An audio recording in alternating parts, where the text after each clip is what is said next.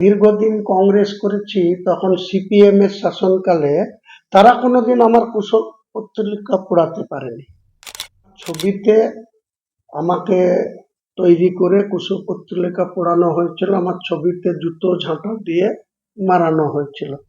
কিন্তু দেখবেন কাঁদি সার্কেলের যে সংবাদ মাধ্যম, সেই সংবাদ মাধ্যম কদিন এটাকে খবর পরিবেশন করেছে, কারণ তারাও জেলা সভাপতির ইন্ধনে এসব হয়েছে, আর জেলা সভাপতির চাপে তারা এসবগুলা খবরই করে না। এটা যদি বিরোধীরা কেউ করতো, আমার 1 ঘন্টা 2 ঘন্টা সময় লাগতো এটাকে মোকাবেলা। আমাকে নিয়ে সম্মানহানিকর কথাবার্তা বলছেন, তাহলে আপনি ভাবতে পারেন যে বিরোধীরা যেটা কোনোদিন করেনি। আমি দীর্ঘদিন কংগ্রেস করেছি, তখন সিপিএম এর শাসনকালে তারা কোনোদিন আমার কুশল পত্রিকা পোড়াতে পারেনি। আমার কুশল পত্রিকা বা আমার ছবিতে জুতো মারার ক্ষমতা তাদের হয়নি।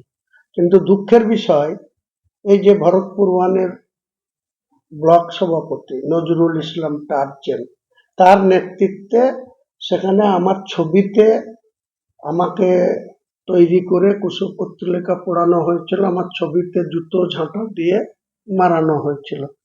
এটা কি শৃঙ্খলা ভঙ্গের মধ্যে পড়ে না? একটা ব্লক সভাপতি একটা সেই দলের এমএলএ কে এ ধরনের করছে। কিন্তু দেখবেন কাঁদি সার্কেলের যে সংবাদ মাধ্যম, সেই সংবাদ মাধ্যম কদিন এটাকে খবর পরিবেশন করেছে, কারণ তারাও জেলা সভাপতির ইন্ধনে এসব হয়েছে, আর জেলা সভাপতির চাপে তারা এসবগুলা খবরই করে না। এটা তো বাস্তব, আপনারা ভালো করে খোঁজ নেন যে আমার মতো লোকের কুশল পত্রিকা পোড়াচ্ছে, আমার মতো লোকের ছবিতে ঝাঁটা জুতো দিয়ে মারাচ্ছে।